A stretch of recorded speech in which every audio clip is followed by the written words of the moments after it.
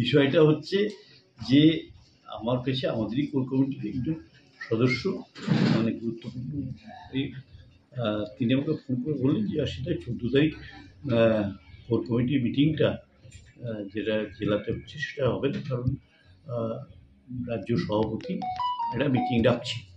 হ্যাঁ, তুমি একবার রাজ্য সভাপতির সঙ্গে কথা বলো। আমি রাজ্য সভাপতির সঙ্গে কথা বলেছি, উনি জানালেন যে হ্যাঁ 14 তারিখে এবার একটা মিটিং হবে, মানে সময় টময় বললেন, এবং সেখানে গোটা রাজ্যের মিটিংটা হবে। সেখানে যেহেতু বিভিন্ন জেলায় সভাপতি নেই, সেজন্য আমাদের কোর কমিটির সকল সদস্যকে ডেকেছে, সেটাই জানানো হয়েছে। এবং যেহেতু 14 তারিখ রাজ্যের মিটিং হবে, সেজন্যই 14 তারিখে যেটা বীরভূম জেলা কোর কমিটি হওয়ার কথা ছিল সেটা 21 তারিখ হবে।